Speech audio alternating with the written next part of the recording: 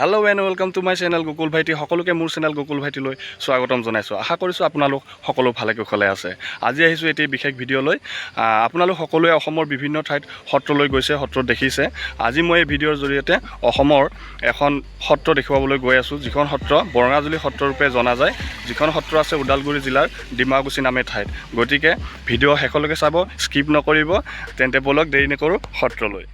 ওদালগুৰি তামোলপুৰ মূল পথটোৰ কাষতে আছে বৰঙাজুলি সত্ৰ। বাইহাটা চাৰিআলিৰে আহিলে গড়েশ্বৰ হৈ বাঙালীপাৰা হৈ আহিব পাৰি এই সত্ৰলৈ। এইখন সত্ৰৰ মুখ্য তোৰণ দেখিবলৈ খুব ধুনীয়া।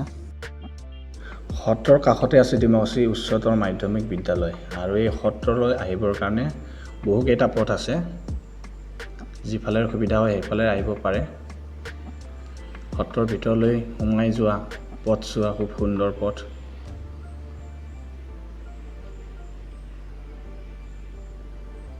চাওক, খুব সুন্দৰ। আৰু ইয়াতে আছে আমাৰ প্ৰয়াত সত্ৰাধিকাৰ হৰে কৃষ্ণ মহন্ত এটা প্ৰতিমূৰ্তি সুন্দৰকৈ সজাই ৰাখিছে ভকত শিৰোমণি। আৰু এয়া সত্ৰৰ প্ৰেক্ষাগৃহ। তাৰ বিপৰীত ফালে আছে সত্ৰৰ পুথিভঁৰাল, খুব সুন্দৰ।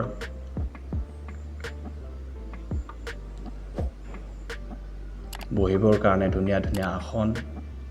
চাওক, আপোনালোকে ইয়াত আহি বহিব পাৰে, ৰেষ্ট ল'ব পাৰে, জিৰণি চৰা বহিব পাৰে, জিৰণি চৰাত গৈ ধুনীয়াকৈ। আৰু পানীৰ সুবিধা আছে হাত মুখ ধোৱাৰ কাৰণে, ধুনীয়া। আটাই বহু ঘাট প্ৰতিঘাটৰ মাজত এই সত্ৰখন স্থাপন কৰি থৈ গৈছিল, খুব সুন্দৰ। এইখন হৈছে মূল সত্ৰ, বৰঙাজুলি মূল সত্ৰ। এই সত্ৰখন বৰ্তমান পৰিচালনা কৰি আছে, বৰ্তমান সত্ৰাধিকাৰৰ আসনত আছে নিৰঞ্জন বড়ো বাপ। তেখেত বড়ো সম্প্ৰদায়ৰ লোক হয়। প্ৰথমবাৰৰ কাৰণে ওদালগুৰি জিলাৰ বৰঙাজুলি সত্ৰত বড়ো সম্প্ৰদায়ৰ লোক সত্ৰাধিকাৰ অধিষ্ঠিত হৈছে। চাওক, ধুনীয়াকৈ চিত্ৰ আঁকি থৈছে। পৰিৱেশ ভাল লাগে খুব, সত্ৰৰ ভিতৰৰ পৰিৱেশ। এই সত্ৰত প্ৰতিদিনে মানুহ আহে, বহুত দূৰৰ পৰা আহে, গাড়ী লৈ আহে। আপোনালোকে যদি আহিব বিচাৰে আহিব পাৰে, আগতীয়াকৈ যোগাযোগ কৰি ল'ব। আহিলে সত্ৰাধিকাৰৰ লগত পৰিচালনা কৰা ব্যক্তিসকল আছে তাত। আৰু খুব সুন্দৰ। ইয়াত আপোনালোকে আহিলে খোৱা লোৱাৰ ব্যৱস্থা আছে, ধুনীয়াকৈ ৰান্ধিবও পাৰে, ঘৰ দুৱাৰ সকলো আছে। আৰু ৰাতি থকাকৈ আহিলেও আপোনালোকে থাকিব পাৰিব। ইয়াত ধুনীয়া গেষ্ট হাউচ আছে, অতিথিশালা আছে। অতিথিশালাত আপোনাৰ বাথৰুম ভিতৰতে আছে। সত্ৰাধিকাৰৰ এয়া বাসগৃহ। তাত ধুনীয়াকৈ খোৱা লোৱাৰ ব্যৱস্থা কৰিব পাৰি। দেখিছে মানুহ আহিছে। অতিথিশালা দেখিছে, ধুনীয়া অতিথিশালা। গতিকে আপোনালোকে সুন্দৰভাৱে ইয়াত আহিব পাৰে সত্ৰলৈ। অতিথিশালাৰ ভিতৰত আপোনাৰ বাথৰুম আছে, ধুনীয়া পানীৰ সুবিধা আছে, থকাৰ সুবিধা ধুনীয়া, বিচনা আছে। গতিকে আপোনালোকে আহিব পাৰে ধুনীয়াকৈ। সত্ৰাধিকাৰৰ পৰা সত্ৰৰ বিষয়ে কিছু কথা জনোৱা হয়। শংকৰ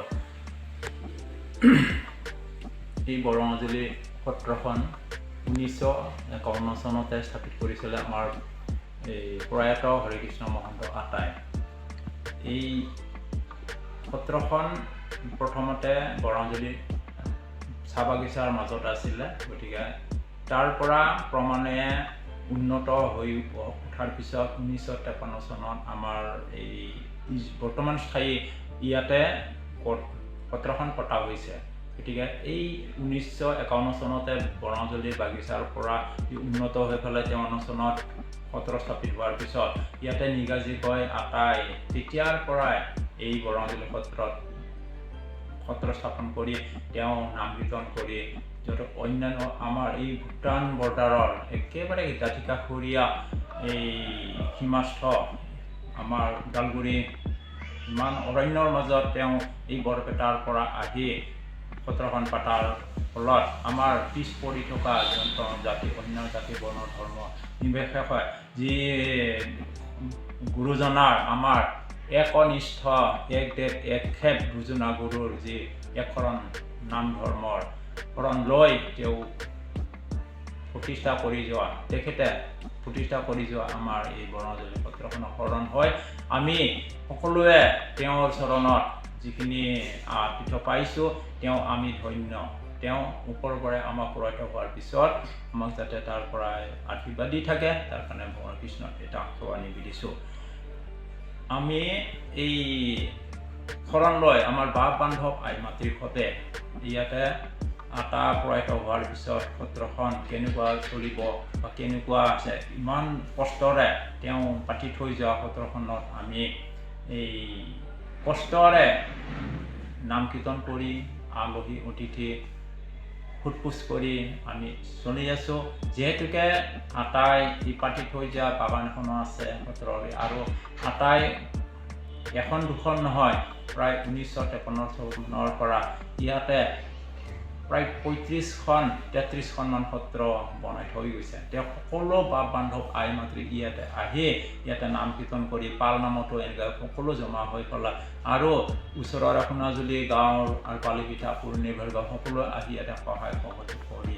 এই সত্ৰখন চলি আছে আৰু মই এই তেওঁলোকলৈ মই সেৱা নিবেদন কৰিয়ে মই ইয়াতে সেৱা ধৰিছোঁ কৃষ্ণ ইয়াত সংগ্ৰহালয়ো এটা আছে চাওক সত্ৰাধিকাৰ হৰে কৃষ্ণ মহন্ত এটা সংগ্ৰহালয় সত্ৰীয়া সংস্কৃতিৰ সাধক ডালিম পাঠক পুৰণি দাতা কণিকা পাঠক এয়া আমাৰ প্ৰয়াত সত্ৰাধিকাৰ আটা সেৱা জনাইছোঁ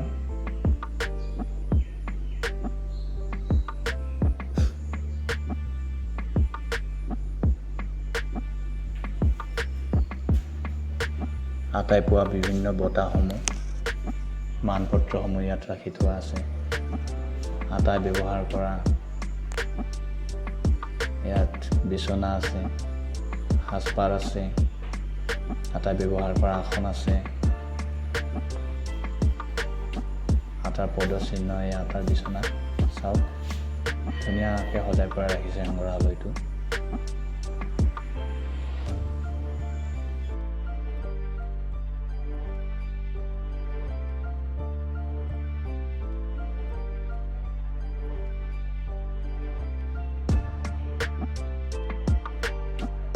সত্ৰ দেউৰী বাপৰ পৰা কিছু কথা জনোৱা হয় ইয়াতে যিবিলাক ওচৰৰ পৰাই যাত্ৰী আহে তেওঁলোকে আমাৰ যিজন সত্ৰাধিকাৰ বাপ আছে নিৰঞ্জন বৰুৱা তেখেতৰ লগত যোগাযোগ কৰে আৰু তেখেত নাথাকিলে আমাৰ লগত যোগাযোগ কৰে ফোন নম্বৰে দি যেতিয়া আহিব তেওঁলোকে এই সত্ৰখন চাব আহিলে ইয়াতে আমাৰ অতিথিশালা আছে আৰু এটা সংগ্ৰহালয় আছে এই অতিথিশালাত থকাৰ এটা সুবিধা আছে আৰু এই সত্ৰৰ জৰিয়তে তেওঁলোকে যদি ইয়াতে মহাপ্ৰসাদ ল'ব খোজে তেওঁলোকে নিজৰ যোগাৰ লৈ আহে আৰু যোগাৰ লৈ নাহিলেও আমি ইয়াৰ পৰা যোগাৰটো দিওঁ তেওঁলোকে এটা খৰচ দিয়ে এনেকুৱা ধৰণত এই যিমানবিলাক যাত্ৰী আহে এনেকুৱা ধৰণত আমি পৰিচালনা কৰি আছোঁ আৰু ইয়াত আহিলে কোনো এটা অভাৱ অভিযোগৰ মানে চিন্তা তেওঁলোকে কৰিব নালাগে আমাৰ ইয়াতে পানী দুনিৰ সমস্ত সুবিধা আছে বাচন বৰ্তন আছে আৰু ইয়াত এই ৰন্ধনশালৰ এই ৰন্ধনশাল প্ৰসাদ বনাবৰ কাৰণে ইয়াত এটা ঘৰ এটা আছে আৰু মঞ্চ এটা আছে এই মঞ্চটোৰ ভিতৰতে ইমানবিলাক মানুহ আহে তাত মহাপ্ৰসাদ লোৱাৰ সুবিধা আছে তেন্তে বন্ধুসকল আজিৰ ভিডিঅ'টো চাই কেনে পালে কমেণ্ট কৰিব যদি মোৰ ভিডিঅ' চাই ভাল পাইছে তেন্তে লাইক কৰিব আৰু যদি মোৰ চেনেলত নতুনকৈ আহিছে তেন্তে চেনেলটো ছাবস্ক্ৰাইব কৰিবলৈ একেবাৰে নাপাহৰিব আজিলৈ ইমানে নেক্সট ভিডিঅ'ত লগ পাম টিল দেন বাই বাই